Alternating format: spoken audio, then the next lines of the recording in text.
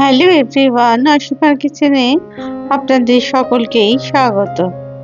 আজকে নিয়ে এসেছি আমি একটা ব্রেকফাস্ট রেসিপি, যেটা আমার বেঁচে থাকা আটা দিয়ে তৈরি।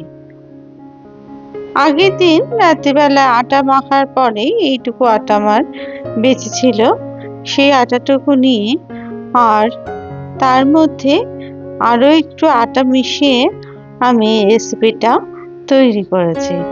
এখানে মোট 2 কাপ মতো আটা রয়েছে। এর মধ্যে প্রথমে আমি দিয়ে দিলাম হাফ চামচ মতো নুন। নুনটাকে দিয়ে আগের আটার সাথেই আমি অল্প অল্প জল দিয়ে ভালো করে এটাকে মেখে নিলাম। এই ডোটা কিন্তু একদম নরম হওয়া যাবে না, একটু শক্ত ডো তৈরি করতে হবে, যাতে করে এটা তৈরি করতে খুব সহজ হয়। একঘেয়ে রুটি খেতে খেতে যখন ভালো লাগবে না মুখে, তখন যদি আপনারা এটা বানিয়ে নেন, তাহলে কিন্তু বাচ্চা থেকে বড় সকলেরই খুব পছন্দের হবে। আর সেটা রাত্রে ডিনারে হোক অথবা সকালে ব্রেকফাস্টে, সবাই কিন্তু একদম চেটেপুটে খেয়ে নেবে। দেখুন, এইরকম শক্ত একটা ডো তৈরি করে নিতে হবে। এরপরে এই ডোটাকে আমি রেখে দিলাম ঢাকা দিয়ে মিনিট 5 জন্য, যাতে করে বাইরের হাওয়া এসে আটাটা শুকনো না করে দিতে পারে। মিনিট 5 পরে আমি ফিরে এসে আবার আটাটাকে একটুখানি মেখে নিলাম। দেখুন কত সুন্দর একটা ডো হয়ে গেছে। আর সেটাকে আমি দুটো ভাগে ভাগ করে নিলাম। এবার রুটি বেলার চাকের মধ্যে আমি খানিকক্ষণ আরো একটু ঠেসে আমি এরকম একটা লম্বা আকারের টুকরো তৈরি করে নিলাম। তারপরে এই লম্বা টুকরো থেকে একটা ছুরির সাহায্যে ছোট ছোট আকারের কয়েকটা টুকরো তৈরি করে নিলাম, যাতে করে সব অংশগুলোই সমান মাপের হয়। তারপরে হাতে নিয়ে আমি এরকম গোল গোল করে বল তৈরি করে নিলাম। এরপরে গোল গোল বলগুলোকে আমি একটা বেলনার সাহায্যে আমি একটুখানি এরকম ভাবে বেলে নিলাম। তারপরে বেলার পরে দুটো মুখ একসাথে জোড়া দিয়ে আর অন্য দুটো মুখও একসাথে জোড়া দিয়ে এরকম একটা আকার তৈরি করলাম, ঠিক যেমন পাস্তার ক্ষেত্রে তৈরি হয় সেই রকম। আর একবার দেখাচ্ছি, দেখুন, এরকম করে জোড়া দিয়ে তারপরে মুখ দুটোকে এরকম করে আটকে দিলাম। আবার হাতের সাহায্যেও আপনারা এটা করতে পারেন। এই একইভাবে দুটো মুখ জোড়া দিয়ে তারপরে এইরকম আকার তৈরি করে নিলাম। এবার যে বাদবাকি আটাটুকু ছিল সেটাকে চাকির মধ্যে নিয়ে অল্প একটু চাকির উপর ময়দা ছড়িয়ে দিয়ে এই গোল বলটাকে একটু খুব ভালো করে বড় করে বেলে নিলাম।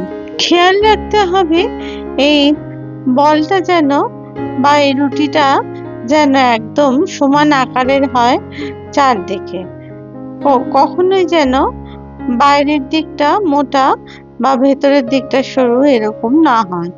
সুন্দরভাবে বেলে নেওয়ার পরে তারপরে একটা ছুরির সাহায্যে আমি চারদিকের অংশগুলোকে কেটে নিলাম, কারণ এই চৌকো অংশটা দিয়ে আমি কিন্তু তৈরি করব। এইভাবে আমি খুব ভালো করে মাঝ বরাবর এইভাবে ছুরি দিয়ে কেটে চৌকো চৌকো আকারের টুকরো করে নিলাম। এরপর একটা টুকরো অংশ আমি তুলে নিলাম। আবার এরকম ভাবে মুখগুলোকে জুড়ে দিয়ে ঠিক এই রকম সুন্দর ফুলের মতো তৈরি করে নিলাম। দেখুন, এই কোণাটা আর এই কোণাটা জোড়া দিলাম আর অন্য দুটো কোণাও এর সাথে লাগিয়ে দিলাম। এটা যদি আপনাদের আটাটা শক্ত না হয় তাহলে কিন্তু এটা একদম নরম হয়ে যাবে, আর সেক্ষেত্রে আপনারা এটা সহজে কিন্তু তৈরি করে নিতে পারবেন না। তাই একটু আটাটা শক্ত মাখার দরকার রয়েছে। এরপর দেখুন, ওই একইভাবে এইভাবে প্রত্যেকটা আমি এইরকম ফুল তৈরি করে নিলাম। আমার পাস্তার মতো যে অংশগুলো করলাম আটা দিয়ে, সেগুলো সবগুলোই তৈরি হয়ে গেছে। আমি এখানে দুভাবে আপনাদের তৈরি করে দেখালাম। আপনারা যে কোনো আকার কিন্তু অবশ্যই তৈরি করে নিতে পারেন। একটা ফ্রাইং প্যান গ্যাসেতে বসিয়ে দিয়ে দিলাম আমি 500 মিলিলিটার মতো জল, দিয়ে দিলাম 1 চামচ মতো নুন, আর দিয়ে দিলাম 2 চামচ মতো সাদা তেল। তেলটা দিলাম যাতে করে আমি এই বলগুলোকে ছাড়বো, আর সেটা যাতে একটার সাথে একটা লেগে না যায় সেই কারণে। এরপর এগুলোকে ভালো করে কিন্তু সেদ্ধ করে নিতে হবে, যেরকম ভাবে আমরা পাস্তা সেদ্ধ করি বা চাউমিন, ঠিক সেই রকম ভাবে। আটা দিয়ে যে এত সুন্দর একটা রেসিপি তৈরি করা যায়, সেটা যদি আপনারা বাড়িতে তৈরি না করেন তাহলে বুঝতে কিন্তু পারবেন না। অসম্ভব সুন্দর লাগে খেতে। আর একঘেয়ে রুটি খেতে খেতে মুখে যখন অরুচি লাগে, তখন এটা করে অতি সহজেই কিন্তু আপনারা খেতে পারেন।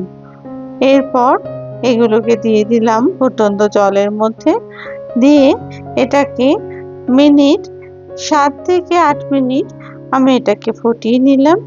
তারপরে এগুলোকে যখন এগুলো ফুলে একটু বড় হয়ে গেল, তখন আমি এটাকে তুলে নিলাম একটা বাটির মধ্যে। আর দেখুন এই যে জলটা সেদ্ধ, এটা কিন্তু ফেলে দেব না, এটাকে ঢেলে নিলাম একটা বাটিতে। এরপর অন্যদিকে অন্য একটা ফ্রাইং প্যান বসিয়ে আমি তাতে দিয়ে দিলাম 100 মিলিলিটার মতো সাদা তেল। আপনারা সাদা তেলের বদলে অলিভ অয়েল বা সর্ষের তেলও ব্যবহার করতে পারেন, তবে আমি রান্নাটা সাদা তেলে করছি। দিয়ে দিলাম একটা কুচনো পেঁয়াজ, আর দিয়ে দিলাম 10-12টা রসুনের কুচি। পেঁয়াজ আর রসুনটাকে প্রথমে খুব ভালো করে ভেজে আমি এটাকে তৈরি করে নিলাম, যাতে করে পেঁয়াজ আর রসুনের কাঁচা গন্ধটা একদম দূর হয়ে যায়। এরপর দিয়ে দিলাম এখানে অর্ধেক কেটে রাখা গাজরের টুকরো। এগুলো আমি ছোট ছোট টুকরো করে কেটে নিয়েছি, যাতে করে খুব সহজে এটা সেদ্ধ হয়ে যায়। এরপর এটাকেও ভাজতে থাকলাম এর মধ্যে। এবার দিয়ে দিলাম 5টা কুচনো বিনসের টুকরো। বিনসের টুকরোটাকেও পেঁয়াজ আর গাজরের সাথে ভাজতে থাকলাম। দিয়ে দিলাম একটা সবুজ কাঁচা লঙ্কা, সেটাকেও ভাজতে থাকলাম। যখন এগুলো অনেকটা ভাজা হয়ে এলো, তখন এর মধ্যে দিয়ে দিলাম 2টো কেটে রাখা টমেটোর কুচি। এগুলো ছোট টুকরো করেই কেটে রেখেছি। এরপর একটু ঢাকনা দিয়ে দিলাম মিনিট 5-এর জন্য, যাতে করে টমেটোটা একটু নরম হয়ে যায় আর সবজিগুলো সেদ্ধ হয়ে যায়। তারপরে ঢাকনা খুলে আবার ভালো করে এটাকে নাড়াচাড়া করতে থাকলাম। এরপরে আমি দিয়ে দিলাম এখানে 1 চামচ মতো নুন। আমি ছোট চামচের নুন ব্যবহার করেছি।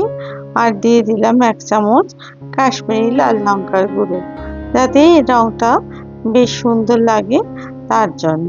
এরপর কিছু আমার ক্যাপসিকামের কুচি ছিল, লাল, সবুজ আর হলুদ রঙের, সেগুলো দিয়ে দিলাম। আপনারা আপনাদের পছন্দ অনুযায়ী সবজির টুকরো কিন্তু অবশ্যই দিতে পারেন। এরপর দিয়ে দিলাম 1/2 চামচ গোলমরিচের গুঁড়ো। তারপরে আমি খুব ভালো করে এটাকে ভাজতে থাকলাম। যখন প্রপার ভাজা হয়ে যাবে আর এর থেকে তেল ছাড়তে শুরু করবে, সেই সময় দিয়ে দিলাম আটার টুকরোগুলোকে। তারপরে খুব ভালো করে মিনিট 5 ধরে আর গ্যাসটাকে বাড়িয়ে এই সময় এগুলোকেও খুব ভালো করে ভেজে নিলাম। এতে করে এর মধ্যে মশলাটাও ঢুকে যাবে আর সুন্দর একটা স্বাদও হবে। দিয়ে দিলাম 1/2 চামচ মতো মধু, যাতে করে একটু নুন আর টমেটোর টকটার ব্যালেন্স হয় সেই কারণে। এবার দিয়ে দিলাম আটা সেদ্ধ করার যে জলটা ছিল, সেই জলটা দিয়ে ভালো করে এটাকে আমি ফুটতে দিলাম মিনিট 7 থেকে 8 মিনিটের জন্য, যাতে করে আটাগুলোর মধ্যে সমস্ত মশলা ঢুকে যায় আর এটার টেস্টও সুন্দর হয়ে যায়। এরপর দিয়ে দিলাম 1 চামচ পাস্তার সস আর দিয়ে দিলাম 1 মুঠো ধনেপাতার কুচি। দেখুন এই রান্নাটা কিন্তু আমার সম্পূর্ণ হয়ে গেছে। এরপর আমি এটাকে নাড়াচাড়া করে মিশিয়ে দিলাম আর ওপর থেকে আমি অল্প একটু চিজ গ্রেট করে দিয়ে দিলাম। এটা সম্পূর্ণ অপশনাল। আমার বাড়ির বাচ্চারা এটা পছন্দ করে, তাই জন্য এটা ব্যবহার করেছি। এরপর মিনিট 5 পরে আমি এটাকে একটা বলে সার্ভ করে দিলাম। দেখুন কত সুন্দর হয়েছে রেসিপিটা। আপনাদের যদি এই রেসিপি ভালো লেগে থাকে তাহলে প্লিজ লাইক, শেয়ার আর কমেন্টস করতে ভুলবেন না। আর আপনারা যদি আমার চ্যানেলের নতুন বন্ধু হন তাহলে প্লিজ চ্যানেলটিকে সাবস্ক্রাইব করে দেবেন আর পাশে থাকা বেল আইকনটিকে প্লিজ প্রেস করে দেবেন, যাতে করে নতুন রেসিপি দিলে অতি সহজেই তা আপনাদের কাছে পৌঁছে যায়। আবার নতুন রেসিপি নিয়ে আপনাদের কাছে হাজির হব। আপনারা সবাই খুব ভালো থাকবেন। ধন্যবাদ।